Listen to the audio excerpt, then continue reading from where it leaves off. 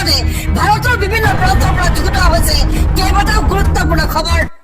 মুখ্যমন্ত্ৰী হিমন্ত বিশ্ব শৰ্মাই মিয়া মুছলমানক লৈ কৰিছে কেইবাটাও বিস্ফোৰক মন্তব্য। এজন মুখ্যমন্ত্ৰী হিচাপে তেখেতৰ মুখত এইবোৰ ভাষণ শোভা নাপায়। আপুনি শুনিলে চকু আপোনাৰ কপালত উঠিব। তেখেতৰ মন্তব্য, আমছুৱে যিমান আন্দোলন কৰিব উচ্ছেদ দুটাকৈ বেছিকৈ চলিব। আমাৰ প্ৰথমটো খবৰে ৰাজ্যবাসীৰ বাবে বহুতে গুৰুত্বপূৰ্ণ, গতিকে এনেবোৰ বা বাতৰি পাই থাকিব হলে আমাৰ এই চেনেলটো সাবস্ক্ৰাইব কৰি ৰাখিব, লগতে এই ভিডিঅ'টিত এটা লাইক কৰি দিব। হয়, মিয়া মুছলমানৰ ওপৰতহে উচ্ছেদ হৈছে। সংখ্যালঘু অধ্যুষিত এলেকাত কেতিয়াও উচ্ছেদ হোৱা নাই। আমছুৱে যিমান আন্দোলন কৰিব উচ্ছেদ দুটা বেছিকৈ চলিব অসমত। এবাৰ কঠোৰ হৈছে মুখ্যমন্ত্ৰী হিমন্ত বিশ্ব শৰ্মাই। আমছুৰ প্ৰতিবাদৰ ফলত থমকি নৰয় উচ্ছেদ অভিযান।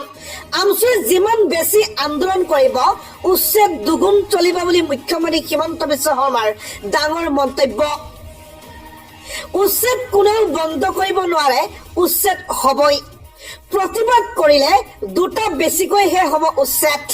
আমি যিটো কৰিম বুলি কৈছো সেয়া নিশ্চয় হব, নিশ্চয়কৈ কৰিম। সংখ্যালঘু অধ্যুষিত এলেকাত হোৱা নাই কোনো উচ্ছেদ। মিয়া মুছলমানৰ ওপৰতহে উচ্ছেদ অভিযান হৈছে বুলি মুখ্যমন্ত্ৰী হিমন্ত বিশ্ব শৰ্মাৰ ডাঙৰ মন্তব্য। বনাঞ্চল যিসকলে বেদখল কৰিছিল সেইসকলৰ ওপৰতহে উচ্ছেদ হৈছে। যদি বড়ো মিচিং আছে তেওঁলোকক পট্টা পোৱাৰ যোগ্য। বনাঞ্চলত অজনজাতীয় লোক কিদৰে সোমাব পাৰিছে বুলি প্ৰশ্ন কৰিছে মুখ্যমন্ত্ৰীয়ে। মিয়া মুছলমানৰ বাবে চৰত আমি মাটি দি থৈছো, চৰত উচ্ছেদ কৰা নাই। চৰৰ ভূমিত যোৱা নাই বড়ো, ৰাভা, মিচিং, অসমীয়া। ৰাজ্যৰ 50% ভূমি মিয়াসকলৰ বাবেই আছে। তেওঁলোকৰ চৰৰ পৰা কিয় আহিব বিচাৰে অসমীয়া এলেকালৈ বুলি প্ৰশ্ন মুখ্যমন্ত্ৰীৰ। তেওঁলোক চৰৰ পৰা কিয় আহিব বিচাৰে অসমীয়া এলেকালৈ? উচ্ছেদৰ বিৰুদ্ধে আমছুৰ প্ৰতিবাদক লৈ মুখ্যমন্ত্ৰী হিমন্ত বিশ্ব শৰ্মাৰ কঠোৰ বাৰ্তা। ৰাজ্যত আৰম্ভ হব ভয়ংকৰ যুদ্ধ। হয়, আৰু এখন যুদ্ধৰ হুংকাৰ দিছে এইবাৰ মিয়া মুছলমানসকলে। উচ্ছেদ চলোৱা চৰকাৰী বিষয়াক চুচৰাই ন্যায়ালয়লৈ লৈ যোৱাৰ হুংকাৰ প্ৰদান কৰিছে এইবাৰ আমছুৰ সভাপতি ৰেজাউল কৰিম চৰকাৰে। আৰু এখন যুদ্ধৰ হুংকাৰ দিছে এইবাৰ আমছুৱে। হয়, যিসকলে উচ্ছেদ চলাইছে এজন এজনকৈ ধৰি চুচৰাই ন্যায়ালয়লৈ লৈ যোৱাৰ হুংকাৰ প্ৰদান কৰিছে আমছুৰ সভাপতি ৰেজাউল কৰিম চৰকাৰে। আৰু এখন যুঁজৰ হুংকাৰ দিলে আমছুৱে। অসমত ধৰ্মীয় সংখ্যালঘু এজনো বাংলাদেশী নাই বুলি দিলে ডাঙৰ চেলেঞ্জ। মাত্ৰ এজন বাংলাদেশী মুছলমান দেখুৱাই দিয়ক হিমন্ত বিশ্ব শৰ্মাই। মুখ্যমন্ত্ৰীক চেলেঞ্জ ৰেজাউল কৰিম চৰকাৰত। মোদীৰ বৰঘৰতেই নাম্বাৰ 1 বাংলাদেশী শ্বেখ হাছিনাক হেফাজতত ৰখা হৈছে। আমছুৰ সভাপতি ৰেজাউল কৰিম চৰকাৰৰ ধুবুৰী জিলা আয়ুক্তলৈ কঠোৰ বাৰ্তা। হিমন্ত বিশ্ব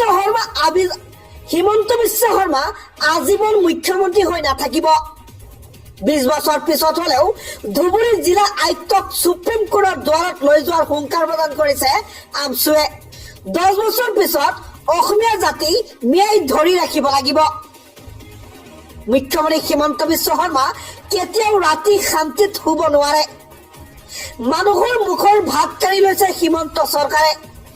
আৰএছএছ নেতা কৌশিক শৰ্মাক আৰু আৰএছএছ নেতাৰ এই ভয়ংকৰ কাণ্ড, বিএনএছৰ 10টা ধাৰাত জেললৈ প্ৰেৰণ।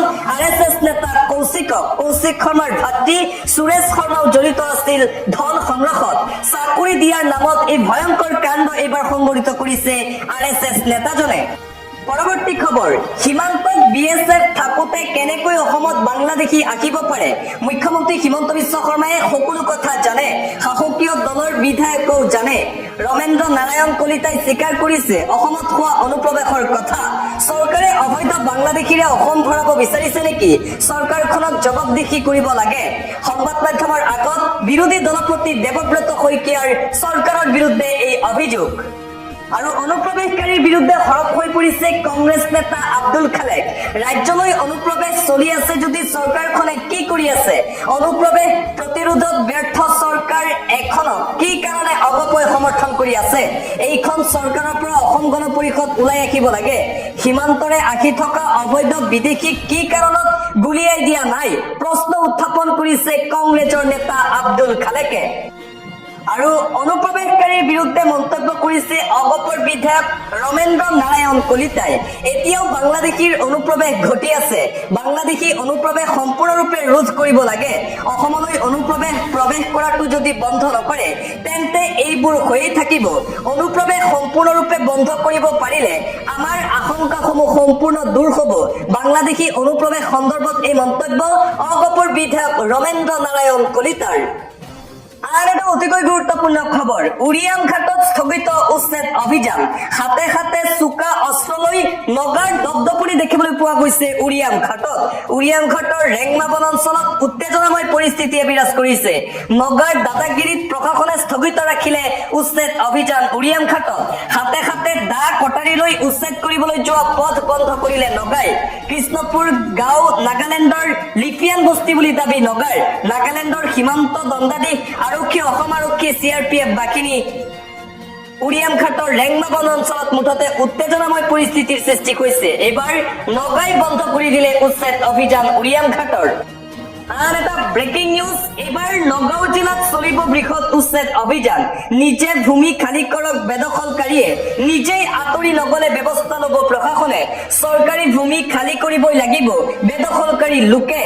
সকলো অনুসন্ধান কৰিহে দিয়া হয় বেদখল মুক্ত কৰাৰ জাননী। চৰকাৰী ভূমিৰ পৰা নিজেই আঁতৰি যাব লাগে বেদখলকাৰী ৰাইজসকল। ভূমিহীন ভাৰতীয় নাগৰিকৰ ক্ষেত্ৰত চৰকাৰে গ্ৰহণ কৰিব সিদ্ধান্ত। চৰকাৰী ভূমি দখল কৰিলে উচ্ছেদ কৰিবলৈ বাধ্য হয় প্ৰশাসন। আৰু এইবাৰ নগাঁও জিলাত প্ৰান্তে প্ৰান্তে চলিব উচ্ছেদ অভিযান। জমিয়তৰ সজাগতা সভাত মন্তব্য নগাঁও জিলা আয়ুক্ত দেৱাশিষ শৰ্মাৰ। নগাঁৱত হোৱা ভূমি বেদখলৰ তথ্যও দিলে জিলা আয়ুক্ত গৰাকীয়ে। নগাঁৱত মুঠ বেদখলৰ কবলত আছে 19,907 বিঘা ভূমি। ইয়াৰে নগাঁও সদৰত 6,052 বিঘা ভূমি বেদখলৰ কবলত। কলিয়াবৰত 1,000 বিঘা ভূমি বেদখলকাৰীৰ হাতত। আৰু ডিচিয়ে দিছে এই তথ্য। ৰূপসী হাতত 700 বিঘা ভূমি বেদখল কৰিছে বেদখলকাৰীয়ে। ধিঙত 3,471 বিঘা ভূমি বেদখলকাৰীৰ কবলত। ৰখাত 4,381 বিঘা ভূমি বেদখলকাৰীৰ কবলত। কামপুৰত 2,000 বিঘা ভূমি বেদখলকাৰীৰ হাতত। চামুগুৰিত 2,100 বিঘা মাটি বেদখল কৰা হৈছে। আৰু এইদৰে তথ্য দিছে দেৱাশিষ শৰ্মাই। চৰকাৰী ভূমি খালী কৰিবই লাগিব বেদখলকাৰীয়ে। সকলো অনুসন্ধান কৰিহে বেদখল মুক্ত কৰাৰ জাননী দিয়া হয় বুলি মন্তব্য নগাঁও আয়ুক্ত দেৱাশিষ শৰ্মাৰ। এটা পলিটিকেল ব্ৰেকিং নিউজ, AIUDFৰ দখলত এইবাৰ ধুবুৰী জিলা পৰিষদ। AIUDFে দখল কৰিছে ধুবুৰী জিলা পৰিষদ। ৰকিবুল হুছেইনৰ দুৰ্গত নচলিল কংগ্ৰেছৰ মেজিক। ধুবুৰী জিলা পৰিষদ দখল কৰিলে AIUDF দলে। সভানেত্ৰী হিচাপে নিৰ্বাচিত হল AIUDFৰ ফৰিদা ইয়াছমিন। কংগ্ৰেছৰ সৰ্বাধিক সদস্য থকাৰ পাছতো AIUDFৰ দখলত ধুবুৰী জিলা পৰিষদ। 3গৰাকী জিলা পৰিষদ নিৰ্বাচিত হৈছে ধুবুৰীত। ৰাজ্যত পুনৰ সংঘটিত হৈছে মানৱ সমাজক লজ্জানত কৰা এক চাঞ্চল্যকৰ ঘটনা। জন্মাষ্টমীত অংশ লবলৈ গৈ থাকোতেই ধৰ্ষণ কিশোৰী। ৰাজ্য জোকাৰি যোৱা ভয়ংকৰ ঘটনা সংঘটিত হৈছে। আৰু পুনৰবাৰ মানৱ সমাজক লজ্জানত কৰা এই চাঞ্চল্যকৰ ঘটনা। জন্মাষ্টমী উৎসৱত অংশ লবলৈ গৈ থাকোতেই ধৰ্ষণ কিশোৰী। শ্ৰীভূমিত গণধৰ্ষণৰ দৰে জঘন্য ঘটনা সংঘটিত হৈছে। 15 বছৰীয়া মুখ বধিৰ কিশোৰীক 4 নৰপিশাচে কৰিলে ধৰ্ষণ।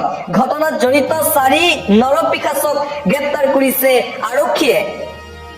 ধৃতসকল হৈছে ইছলাম উদ্দিন, মনিৰ উদ্দিন, দিলৱাৰ হুছেইন আৰু এটা নাবালক বুলি জানিব পৰা গৈছে। ৰাজ্য কঁপাই যোৱা এই ভয়ংকৰ ঘটনা। পৰৱৰ্তী খবৰ, মহিলাৰ সৈতে জঘন্য কাণ্ড বাবা মথু মংগলৰ। আৰক্ষীয়ে চিল কৰিলে আশ্ৰম। আৰু পুনৰবাৰ বাবাৰ এই চাঞ্চল্যকৰ লজ্জাজনক কাণ্ড। মহিলাৰ সৈতে জঘন্য কাণ্ড কৰি গ্ৰেপ্তাৰ লম্পট বাবা। নিজৰ আশ্ৰমতেই এগৰাকী মহিলাৰে জঘন্য কাণ্ড লম্পট বাবা মধুৰ বলপূৰ্বকভাৱে এগৰাকী মহিলাৰ সৈতে দৰ্শনৰ দৰে জঘন্য কাণ্ড সংঘটিত কৰাৰ অভিযোগ। মুখ নুখুলিবলৈ মহিলাগৰাকীক লম্পট বাবাই দিছিল 50,000কৈ টকা। ইতিমধ্যে মহিলাগৰাকীয়ে ভণ্ড বাবাৰ বিৰুদ্ধে দাখিল কৰিছে এজাহাৰ। মহিলাগৰাকীৰ এজাহাৰৰ ভিত্তিত কামাখ্যানগৰ আৰক্ষীয়ে গ্ৰেপ্তাৰ কৰিছে মধু মংগলক। গ্ৰেপ্তাৰৰ পিছতেই আৰক্ষীয়ে চিল কৰিছে লম্পট বাবা মধু মংগলৰ আশ্ৰম। উৰিষ্যাৰ ঢেনকানালৰ এখন আশ্ৰমত সংঘটিত হৈছে এই জঘন্য ঘটনা।